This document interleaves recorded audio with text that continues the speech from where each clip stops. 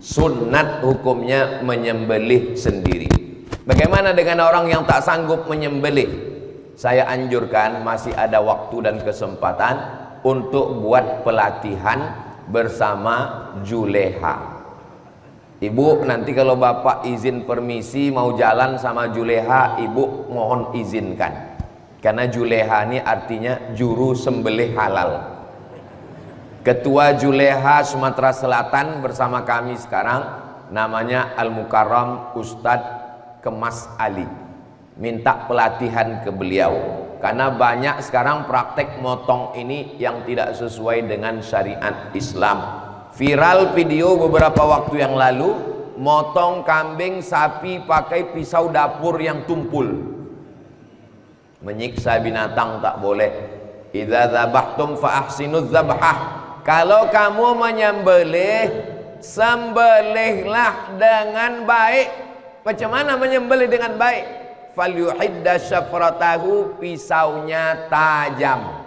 Nanti di Juleha diajarkan mengasah pisau. Setelah pisaunya tajam, ambil itu batang pisang atau kertas, bisa dipotong goloknya, barulah dipotongkan. Tidak boleh menyiksa binatang. Marah Nabi Muhammad SAW. Wa ma arsalnaka illa rahmatan lil. Bagaimana teknik menjatuhkan sapi, bagaimana teknik menjatuhkan kerbau lembu, bagaimana teknik memotong supaya binatang itu tidak tersiksa. Karena kata Nabi SAW, idza qataltum fa ahsinul qitlah. Kalau kamu membunuh, bunuh dengan baik, sekali pukul mati. Kalau kamu menyembelih, sembelih dengan baik, tajamkan pisaunya, wal yurih dzabihatahu, buat binatang itu mati tenang. Kalau binatang itu matinya tenang, darahnya mengalir, tak menggumpal dalam daging, dagingnya sehat, dagingnya crispy, renyah. Kalau binatangnya stres, banyak sekarang hari raya kurban binatang stres. Tengoklah nanti pas hari raya kurban, viral video melompat patah kaki sapi. Ada jamaah bertanya ke saya, Ustadz Somad, kami mau menyembelih sapi, sapi itu lari belum balik sampai sekarang. Siapa yang bertanggung jawab mengganti duit sapi? Saya bilang yang bertanggung jawab mengganti duit sapi panitia, bukan masjid. Masjid tak ada hubungan dengan kurban, karena akadnya adalah dari pekurban kepada panitia. Maka panitia bertanggung jawab sampai memotong. Tapi jangan gara-gara ini panitia mundur semua setelah ini. Artinya kita kawal dengan benar. Ini tentang memotong. Ada ilmunya motong ini. Tidak semua orang yang berilmu bisa motong. Tidak semua orang yang motong berilmu. Ada orang berani motong, tapi tak berilmu. Kasih golok dia potong. Begitu selesai dipotong, dibuka tali sapi, sapi tegak berdiri. Kenapa tegak? Rupanya yang putus baru urat makan. Urat napas belum putus. Urat napas kalau tak putus, urat makannya putus, darah terbuka, nampak saluran pipanya bolong, tapi napasnya belum putus, tegak sapi ke atas. Dipanggil pula ustadz membaca ruqyah. Ada orang berilmu tapi tak bertenaga. Ilmu motong tahu dia, ini mesti putus urat makan, mesti putus urat napas. Teori mantap. Begitu dipotong, nampaknya darah, dia pun pingsan. Sapi tak mati, yang motong pingsan. Heboh pula jamaah mencari ambulan untuk membawa tukang potong.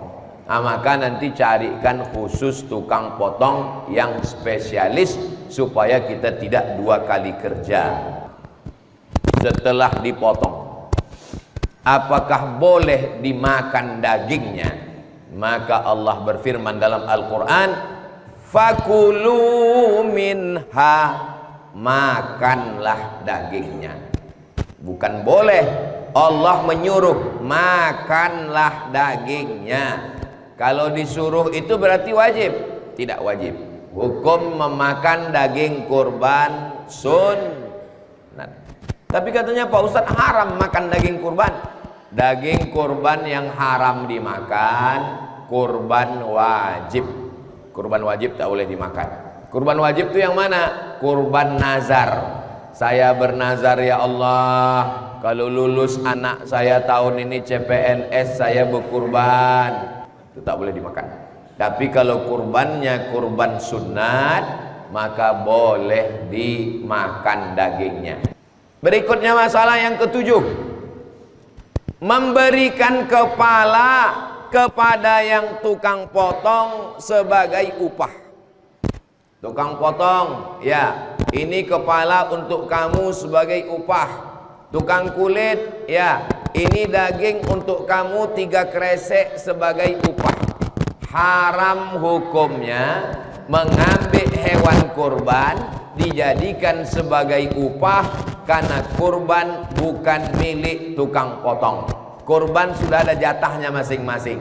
Makanya tukang potong, tukang kulit, dia tidak dikasih upah dari daging, kepala, ekor, jantung, limpa, usus, kulit hewan kurban. Tapi dia dikasih upah khusus. Dari mana duitnya? Duitnya dari setoran awal. Maka akad setoran awal itu mesti jelas. Ini 3 juta hewan kurban sekaligus biaya operasional. Akadnya mesti begitu. Kalau tidak begitu akad, panitia nanti sulit. Pertama, kalau duit berlebih, panitia mesti membalikkan. Yang kedua, dari mana panitia untuk mengambil duit 5? Pertama, survei pencarian sapi. Yang kedua, membawa sapi dari luar kota ke Bengkulu Selatan.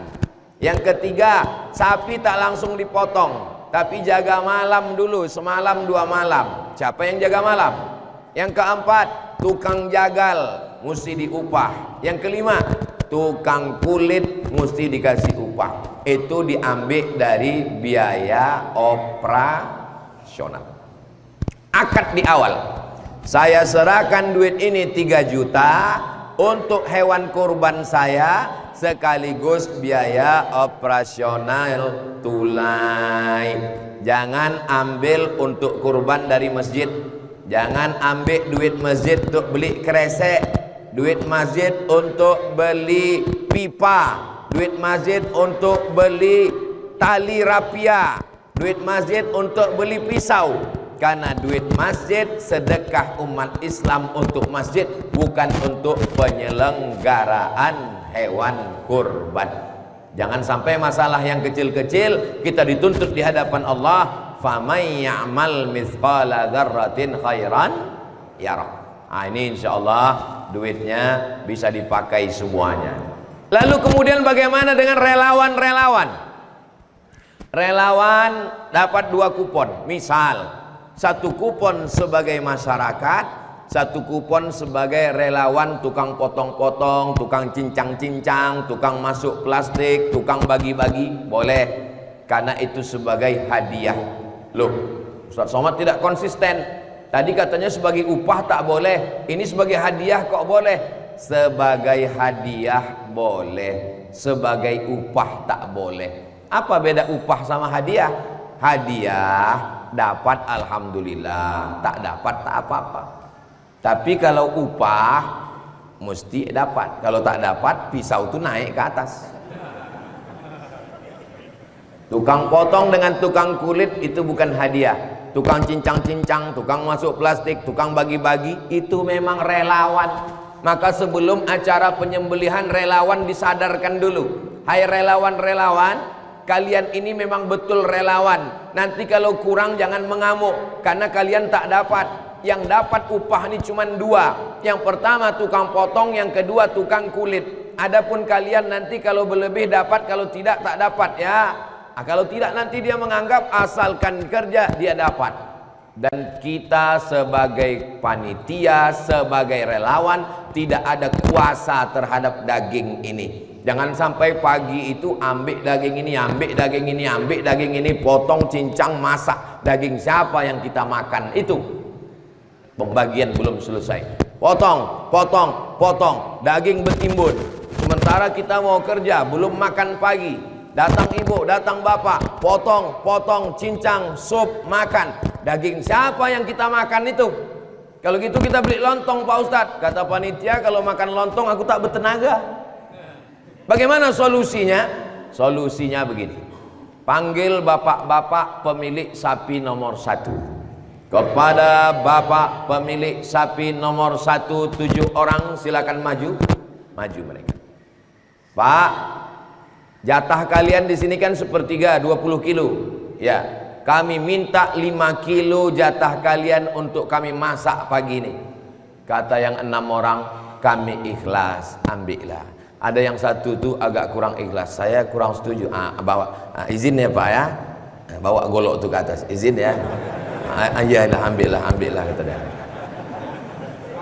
Izin yang 7 orang ini, bukan semuanya kita ambil jatah dia. Itu tidak mengurangi jatah dia, dia tetap dapat 2 plastik.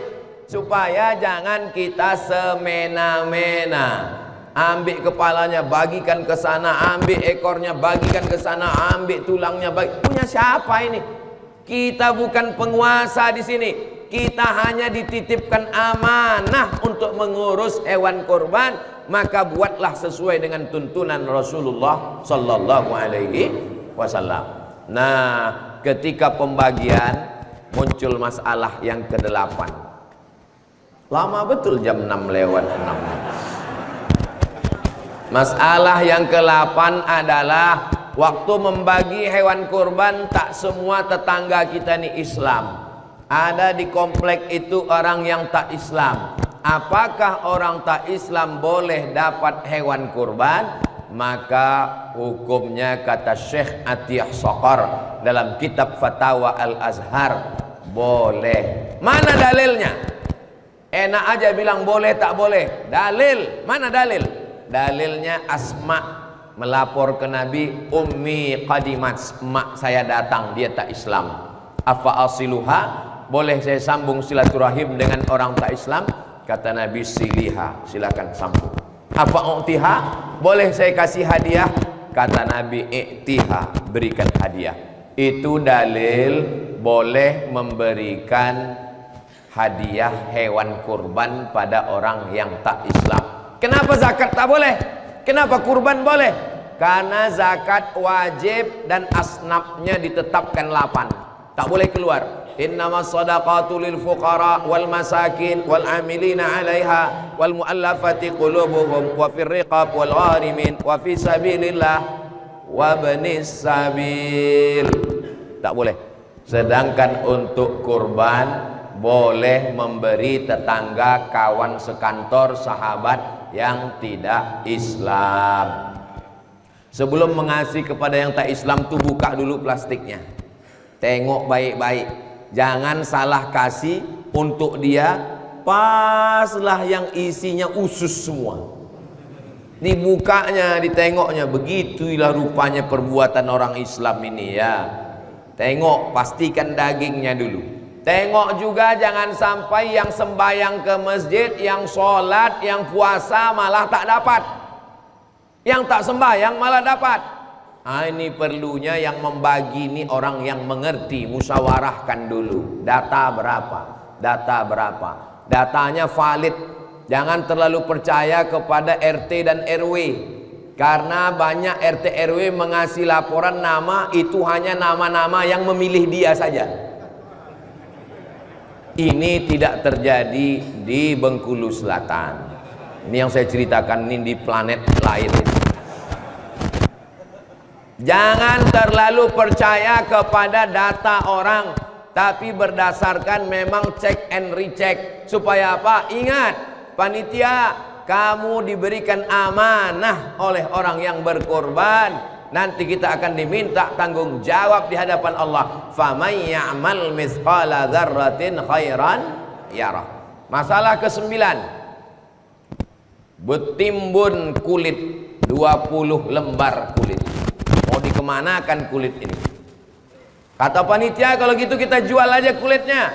Ustadz berceramah, man ba'a jilda udhiyatihi fala udhiyatalah. siapa yang menjual kulit hewan kurbannya, maka tidak sahlah kurbannya. Akhirnya karena panitia takut menjual kulit, diguntinglah kulit ini kecil-kecil, dimasukkan ke plastik, dibagi, dan sampai di rumah semua kulit dibuang, dan 2 hari kemudian kampung bau bangkai. Karena tak ada yang bisa mengolah kulit. Kulit ini dilema, mau dijual takut tidak sah, mau dibagi takut tak ada yang bisa mengolah. Jadi solusinya bagaimana?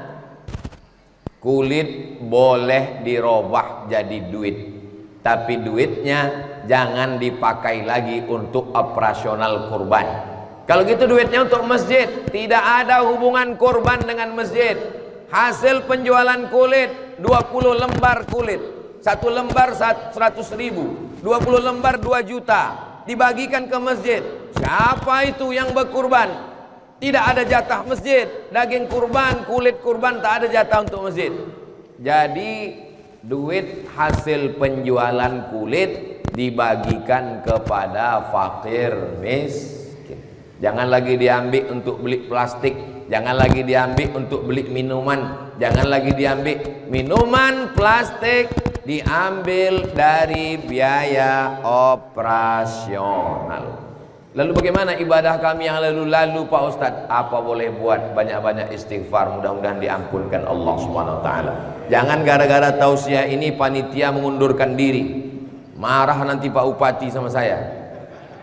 Ini Ustadz Somad ini merusak kestabilitas nasional ini. Saya mau mengasih tahu, niat saya tak lain tak bukan supaya kita bersih. Kalau kita berbuat karena tak tahu, sekarang kita sudah tahu. Kalau kita sudah tahu, kita amalkan. Jadi makna tak boleh menjual kulit itu maksudnya mengambil manfaat secara materi. Adapun setelah dirobah dari kulit menjadi duit, duitnya dibagikan lagi, daripada terbuang mubazir, maka hukumnya boleh. Masa di Bengkulu Selatan tak ada yang pandai mengolah kulit? Cari itu, www.kulit.com. Robah. Berapa kalian mau beli kulit ini? 1 lembar 100.000. Kami ada 30 lembar, 3 juta. Mari duit 3 juta, bagikan ke fakir miskin, itu jatah mereka. Karena kata Nabi, wa at'imul ba'isal faqir, bagikan ke fakir.